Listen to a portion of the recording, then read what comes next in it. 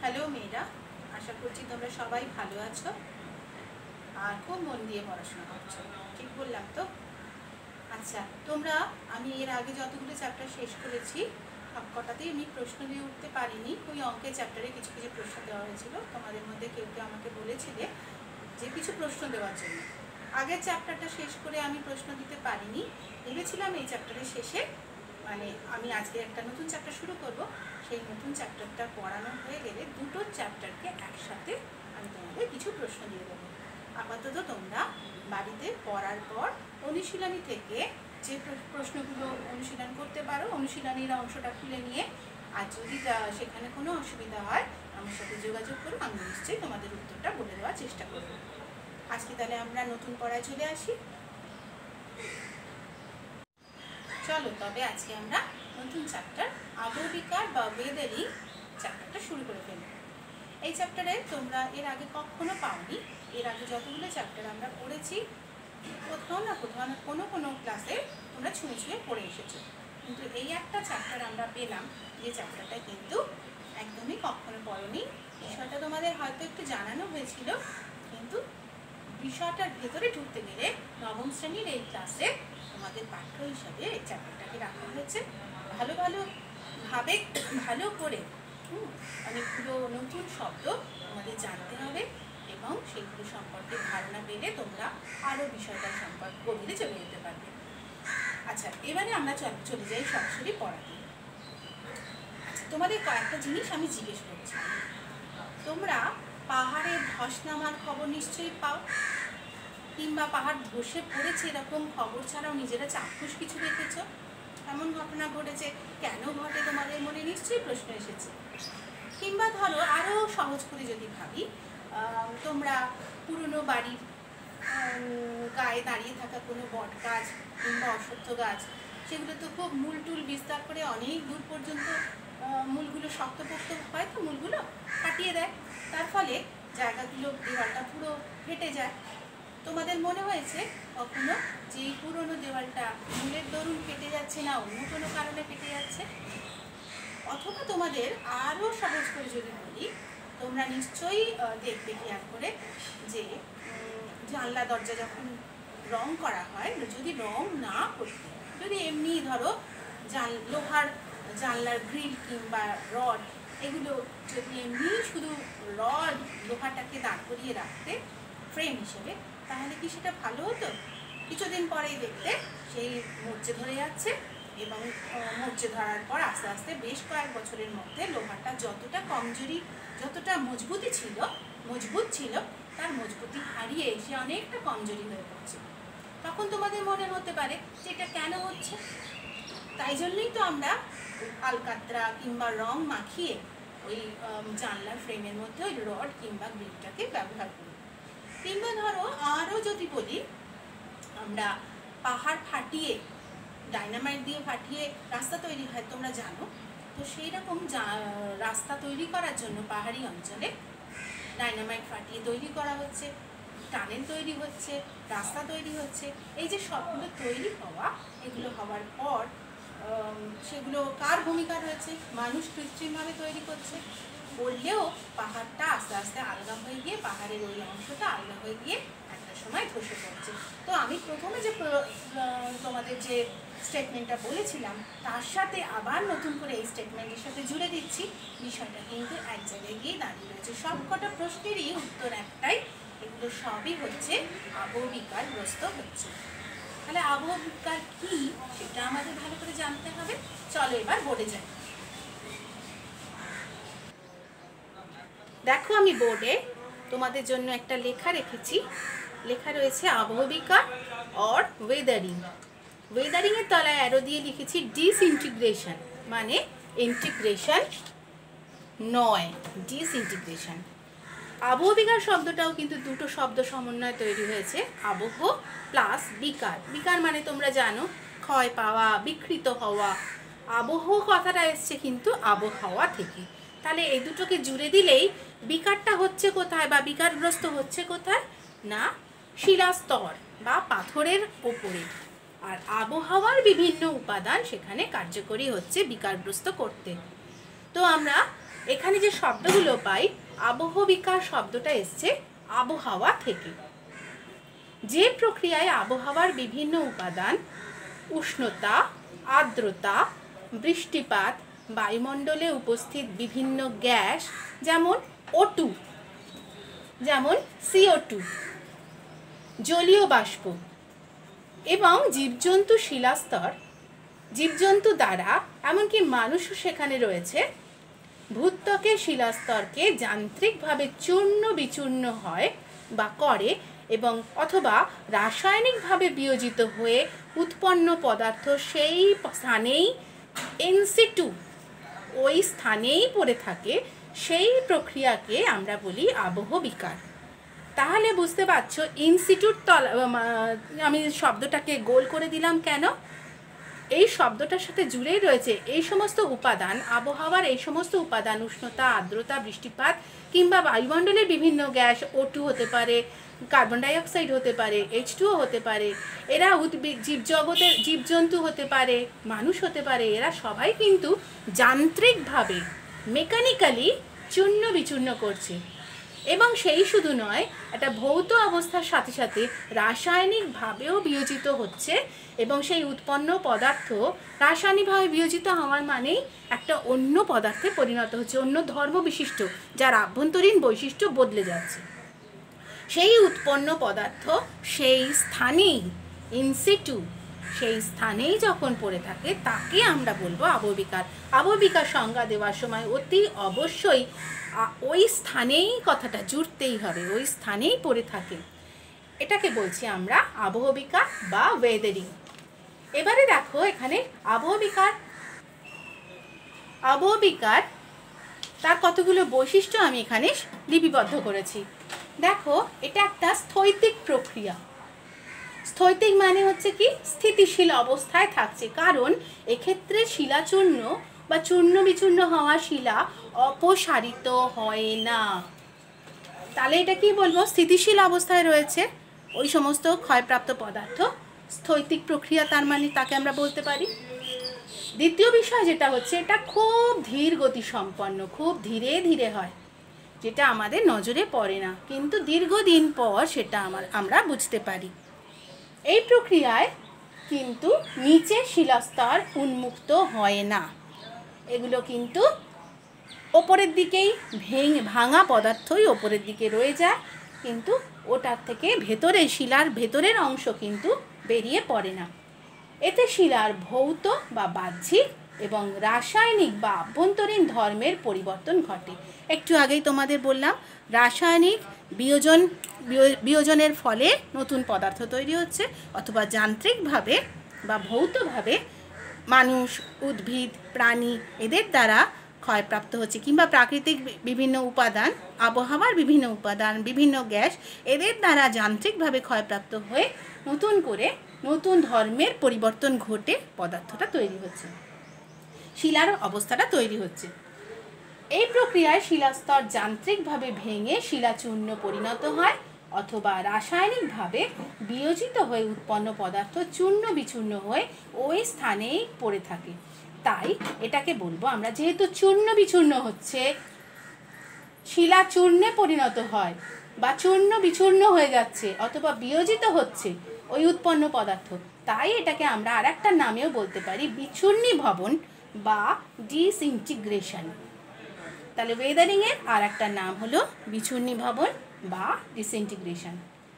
এটা করতে যে সমস্ত প্রাকৃতিক শক্তিগুলো রয়েছে তারা সবাই স্থিতিশীল, যেমন উষ্ণতা নির্দিষ্ট জায়গায় নির্দিষ্ট পরিমাণ নির্দিষ্ট উষ্ণতায় হচ্ছে, আর্দ্রতা, বিভিন্ন গ্যাস, বৃষ্টি, এদের দ্বারাই কিন্তু আবহবিকার ঘটে। তাহলে এরা হচ্ছে সবকটা স্থিতিশীল প্রাকৃতিক শক্তির দরুন প্রভাবিত হয় এবং আবহবিকারগ্রস্ত হয় এবং ওই স্থানেই পড়ে থাকে। এটা তাই জন্যই স্থৈতিক প্রক্রিয়া। চলো একটা ছবি দেখা যাক। এখানে দেখো, এখানে লেখা রয়েছে প্রথম ছবিতে, পাথর শিলাটাকে দেখতে পাচ্ছ, শিলার স্তূপটা। Weathering causes the rocks to break down. তার মানে শিলাস্তূপ থেকে বিভিন্ন প্রাকৃতিক শক্তির মাধ্যমে আবহাওয়ার বিভিন্ন উপাদান বা বিভিন্ন গ্যাসীয় উপাদান এগুলো আস্তে আস্তে ক্রমশ ক্ষয় করেছে, ক্ষয় করে টুকরো টুকরো করে দিয়েছে এবং টুকরো করে ওই অংশগুলোকে সরিয়ে ফেলেনি, ওই স্থানেই পড়ে রয়েছে। ইনসিটু বা ওই স্থানেই পড়ে থাকা, এই বিষয়টাকে আমরা বলছি আবহবিকার। এবার চলো নতুন একটা শব্দ শিখি, ক্ষয়ীভবন বা ইরোশন। এটা কাকে বলি? ক্ষয়ীভবন শব্দটা কিন্তু একটা বিশেষ অর্থ আছে। এই প্রক্রিয়ায় স্থিতিশীল প্রাকৃতিক শক্তির দ্বারা শিলাচূর্ণ ও বিয়োজিত হয়ে উৎপত্তিস্থলে, বিয়োজিত পদার্থ উৎপত্তিস্থলেই পড়ে থাকে। এবং কথাটা এখানে জুড়ে দেওয়া হয়েছে। এবং মানে হচ্ছে, এটা তো আমরা জানি, আবহবিকারের সংজ্ঞা দিলাম। এবং বিভিন্ন প্রাকৃতিক শক্তির দ্বারা আবহবিকারগ্রস্ত পদার্থ উৎপত্তিস্থল থেকে অন্যত্র অপসারিত হয়। তাহলে একদিকে উৎপত্তিস্থলে পড়ে থাকা, সেই অবধি হচ্ছে আবহবিকার, এবং ওই আবহবিকারগ্রস্ত পদার্থগুলো উৎপত্তিস্থল থেকে অন্যত্র অপসারিত হয় বা পরিবাহিত হয়। তার ফলে ভূপৃষ্ঠে যে প্রক্রিয়ায় ভূপৃষ্ঠের অংশ ক্ষয়প্রাপ্ত হচ্ছে তাকে আমরা বলছি ক্ষয়ীভবন। তাহলে ভূপৃষ্ঠের মধ্যে ক্ষয়ীভবন বা ইরোশন বললে আমরা কি বুঝবো? দুটো পদ্ধতির সমাবেশে তৈরি। এখানে দেখো আমি লিখেছি আবহবিকার যদি ডাব্লিউ হয়, আবহবিকার মানে ওয়েদারিং এর ডাব্লিউ লিখেছি। অপসারণ মানে ট্রান্সপোর্টেশন বা রিমুভাল, দুটোই বলতে পারি। অপসারণ এখানে লিখেছি ট্রান্সপোর্টেশন বা টি। আর ক্ষয়ীভবন ইরোশন যদি লিখি ই, তাহলে সম্পূর্ণ বিষয়টা দাঁড়ায় ইরোশন মানে হচ্ছে E equals to W plus T, Wuthering plus transportation. তাহলে একদিকে শুধুমাত্র ওয়েদারিং হচ্ছে ক্ষয়প্রাপ্ত হওয়া, হয়ে ওই স্থানে পড়ে থাকা। যখন সেটা ওই স্থানে পড়ে থাকছে, সেটাই অন্যান্য প্রাকৃতিক শক্তির দ্বারা যদি অন্যত্র অপসারিত হয়, তখন তাকে বলছি অপসারণ বা ট্রান্সপোর্টেশন, অন্যত্র সরে যাচ্ছে। এবার এই দুটো কাজ যখন একত্রে হচ্ছে, তখন সেটা হচ্ছে ভূপৃষ্ঠে যে প্রক্রিয়াটা হচ্ছে তাকে আমরা ভূগোলের ভাষায় বলছি ক্ষয়ীভবন বা ইরোশন। এরও কতগুলো বৈশিষ্ট্য রয়েছে, আমরা সেই বৈশিষ্ট্যগুলো এবার জেনে নিই। ক্ষয়ীভবনের কতগুলো বৈশিষ্ট্য আমরা জেনে নিই। ক্ষয়ীভবন একটা গতিশীল প্রক্রিয়া। একটু আগে আমরা জানলাম আবহবিকার একটা স্থিতিশীল প্রক্রিয়া, ক্ষয়ীভবন কিন্তু একটা গতিশীল প্রক্রিয়া। কারণ আবহবিকারের ক্ষেত্রে ওই স্থানেই পড়ে থাকতো আবহবিকারগ্রস্ত পদার্থ বা ক্ষয়প্রাপ্ত চূর্ণ বিচূর্ণ পদার্থ। কিন্তু এক্ষেত্রে কি হচ্ছে? ক্ষয়ীভবনের ক্ষেত্রে গতিশীল প্রক্রিয়া, কারণ উৎপন্ন শিলাচূর্ণ অন্যত্র পরিবাহিত হয়, তাহলে সেটা গতিশীল। দ্বিতীয় যে বৈশিষ্ট্যটা আমরা পাচ্ছি, এটা কিন্তু দ্রুত গতি সম্পন্ন। কেন কি? আলগা হয়ে পড়ে থাকতে পারে অনেকক্ষণ, সেটা ধীরে ধীরে ক্ষয়প্রাপ্ত আবহবিকারগ্রস্ত হচ্ছে বা চূর্ণ বিচূর্ণ হচ্ছে। কিন্তু যেই আলগা হয়ে যাচ্ছে, দুর্বল হয়ে যাচ্ছে, তখন বৃষ্টিপাতের দরুন কিংবা নদী প্রবাহের দরুন বা অন্যান্য হিমবাহের ক্ষেত্রে হিমবাহ শক্তি, সমুদ্র তরঙ্গ, এদের ধাক্কার দ্রুত গতিতে সেটা সরে যাচ্ছে, তখন সেটা তাহলে দ্রুতগতি সম্পন্ন প্রক্রিয়া। এটা কিন্তু চোখে পড়ে। নিচের শিলাস্তর এই প্রক্রিয়ার জন্য উন্মুক্ত হয়ে পড়ে। আগে ক্ষেত্রে দেখেছিলাম আবহবিকারগ্রস্ত পদার্থ ওই স্থানেই পড়ে থাকছে, তাতে কিন্তু ভিতরে শিলারাশি প্রকাশ পাচ্ছে না। কিন্তু এক্ষেত্রে আমরা দেখতে পাচ্ছি যেই অপসারিত হয়ে যাচ্ছে দ্রুত গতিতে, তখন নিচেকার শিলাস্তর বেরিয়ে পড়ছে, উন্মুক্ত হয়ে পড়ে। তাহলে বুঝতে পারছো দুটো বিষয়ের মধ্যে তফাৎটা কোথায়? শিলার বৈশিষ্ট্যের কোনো পরিবর্তন এক্ষেত্রে হয় না। আগে কিন্তু আমরা বললাম আবহবিকারের ক্ষেত্রে ভৌত এবং রাসায়নিক দুটো ক্ষেত্রেই শিলার ধর্মের বৈশিষ্ট্যের পরিবর্তন ঘটে, কিন্তু এক্ষেত্রে শিলার কোনো পরিবর্তন হয় না। আর এটা অবশ্যই গতিশীল প্রাকৃতিক শক্তি, যেমন বায়ু, নদী, সমুদ্র তরঙ্গ, হিমবাহ, বৃষ্টিপাত, এদের দ্বারা বৃষ্টিপাতটা হবে না, বৃষ্টিপাতটা আবহবিকার ঘটাতে সাহায্য করছে, কিন্তু তার ফলে যখন নদীর জলধারা তৈরি হচ্ছে, সেটার মাধ্যমে সেটা গতিশীল প্রক্রিয়ার প্রাকৃতিক শক্তি তৈরি হচ্ছে এবং গতিশীল প্রাকৃতিক শক্তির দরুন ক্ষয়ীভবন সম্পন্ন হচ্ছে। এবারে চলো আবার আগের ছবিতে ফিরে যাই। আমরা আবার আগের ছবিটাতে ফিরে এসেছি, কিন্তু আগের বার পড়েছিলাম কি না, ওয়েদারিং বা আবহবিকার। সেক্ষেত্রে শুধু শিলাস্তূপ থেকে প্রাকৃতিক শক্তির মাধ্যমে ক্ষয়প্রাপ্ত হচ্ছে এবং ওই স্থানে পড়ে থাকছে। এবারে দেখো পাশের লেখাটা আমার সঙ্গে সঙ্গে পড়ে নাও। ইরোশন, এখানে ব্র্যাকেটে লেখা আছে water and transport. Erosion and transport moves the sediments downhill to another place.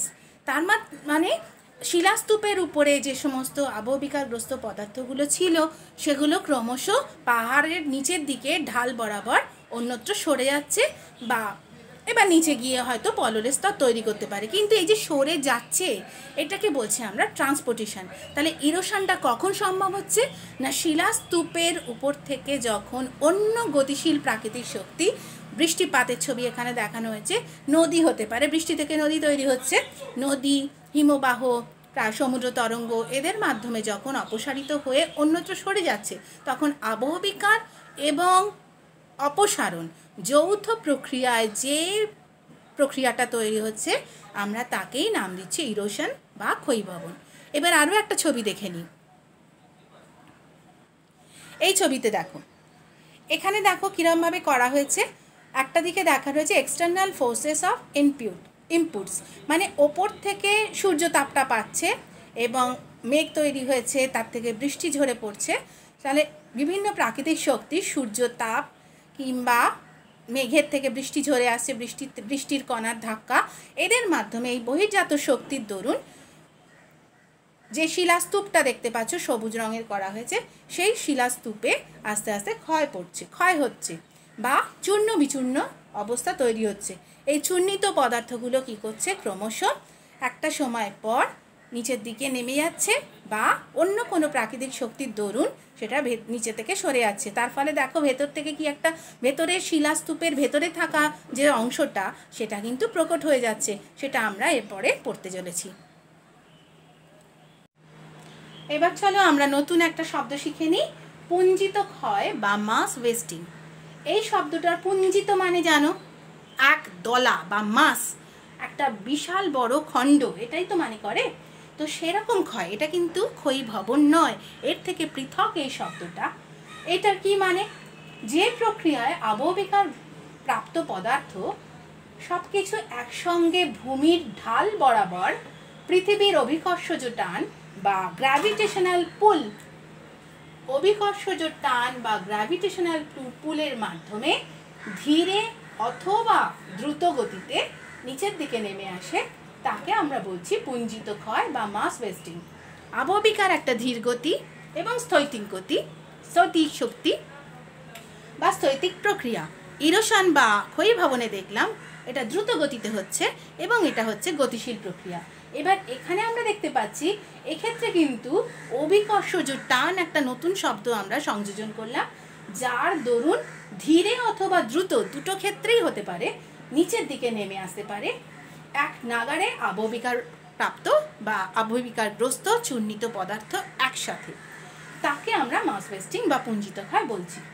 ব্যাপারটা হয়তো ক্লিয়ার করতে পারলাম।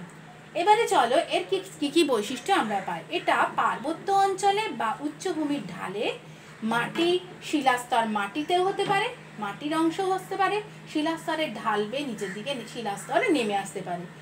আর অভিকর্ষজ টান এর প্রধান মাধ্যম, অন্য মাধ্যম কিন্তু অনেকটাই প্রধান যে মাধ্যম সেটা হচ্ছে অভিকর্ষজ টান। তাহলে বুঝতে পারছো আবহবিকারের মতনই খানিকটা, কিন্তু আবহবিকারের ক্ষেত্রে অন্য প্রাকৃতিক শক্তিগুলো বেশি করে আবহাওয়ার বিভিন্ন উপাদানগুলো দায়ী ছিল, সেটা যান্ত্রিকভাবেও হচ্ছিল আবার রাসায়নিকভাবেও হচ্ছিল, কিন্তু এক্ষেত্রে অভিকর্ষজ টানই হচ্ছে প্রধান মাধ্যম। এটা ধীরে কিংবা দ্রুত দুভাবেই হতে পারে। 3 প্রকারে পুঞ্জিত ক্ষয় হতে পারে, প্রপাত বা ফল, ধস বা স্লাইডিং, প্রবাহ বা ফ্লো। এগুলোই হচ্ছে পুঞ্জিত ক্ষয় বা মাস ওয়েস্টিং এর বিভিন্ন রকম প্রকারভেদ। আমরা একটা ছবি একটু আগে আমরা পড়লাম কি, ভূমির ঢাল বরাবর পৃথিবীর অভিকর্ষজ টানে বা গ্র্যাভিটেশনাল পুলের মাধ্যমে ধীরে অথবা দ্রুত গতিতে নিচের দিকে নেমে আসা পদার্থ নেমে আসতে পারে এবং সেই প্রক্রিয়াটার নামই হচ্ছে মাস ওয়েস্টিং। দেখো আমি তোমাদের সামনে এই ছবিটা এনেছি, মাস ওয়েস্টিংয়ের ছবি দেখতে পাচ্ছ। সবুজ অংশ থেকে বেশ খানিকটা অংশ অন্য শিলার অংশ বেরিয়ে এসছে এবং সেটা কিন্তু ভিতরের দিকে ঢুকে গেছে, নিচের দিকে নেমে চলে এসছে, এবং সেক্ষেত্রে এই অংশটাই হচ্ছে মাস ওয়েস্টিং প্রক্রিয়ার দরুন তৈরি হয়েছে। এবারে আমরা বিভিন্ন ধরনের মাস ওয়েস্টিংয়ের নমুনা পেয়ে যাব। দেখো এখানে লেখাই রয়েছে different types of mass wasting. এখানে কত রকমের হতে পারে, রক ফল হতে পারে, রক স্লাইড হতে পারে, ডেব্রিস স্লাইড হতে পারে, ক্রিপ হতে পারে, ডেব্রিস ফ্লো হতে পারে, ব্লক স্লাইড হতে পারে, স্লাম্প হতে পারে, বা সাব অ্যাকুয়াস স্যান্ড ফ্লো হতে পারে। সাব অ্যাকুয়াস মানে হচ্ছে কিছুটা পরিমাণ জলের সাথে সাথে বালি কিংবা কাদা, বেশিটাই বালি থাকে, মানে নুড়ির পরবর্তী স্টেজ এরমভাবে চলে আসতে পারে। তার মানে পাথর বলো, রক স্লাইড হলে পরে কি হয়, গোটা পাথরের স্তূপই শুধু নেমে আসছে। রক ফল হলে ঝপ করে পড়ে যায়, প্রপাত মানেই হচ্ছে ঝপ করে পড়ে যাওয়া। স্লাইড হচ্ছে কখন, যখন মূলত একটু গড়িয়ে গড়িয়ে পড়ছে বা ধসের মতন পড়ে যাচ্ছে। আর ফ্লো কখন হচ্ছে, যখন কিনা মূলত প্রবাহ, মাটির ক্ষেত্রে প্রবাহ হচ্ছে। মাটি তো একটু সূক্ষ্ম ধরনের হয়, তাই জন্য একটু ভূমির ঢালের গা ধরে ধরে গড়িয়ে গড়িয়ে পড়ে। এইভাবে আমরা কয়েক ধরনের মাস ওয়েস্টিং দেখতে পারি।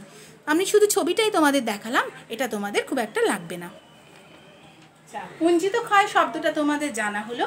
পুঞ্জিত ক্ষয় আর তার আগেই জেনেছ ক্ষয়ীভবন, এই দুটো শব্দ কিন্তু এক নয়। মনে হচ্ছে আপাতভাবে ক্ষয় শব্দটা আছে বলে দুটোই একসাথে রয়েছে, তাই পুঞ্জিত ক্ষয়, ক্ষয় শব্দটা থাকলে মনে হচ্ছে এটা ক্ষয়ীভবনই, কিন্তু আদপেও তাই নয়।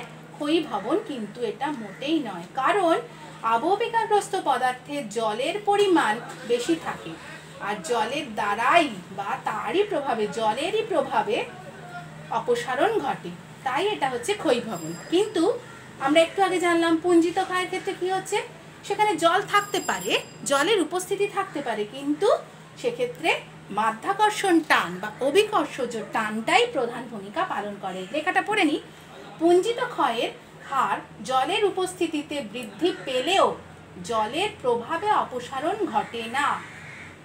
জলের উপস্থিতিতে ক্ষয়ের হারটা বাড়তে পারে, কিন্তু অপসারণ যখন ঘটে তখন কিন্তু সেক্ষেত্রে জলের প্রভাব থাকে না, বরং সেখানে পৃথিবীর মাধ্যাকর্ষণ টানটাই প্রধান ভূমিকা পালন করে।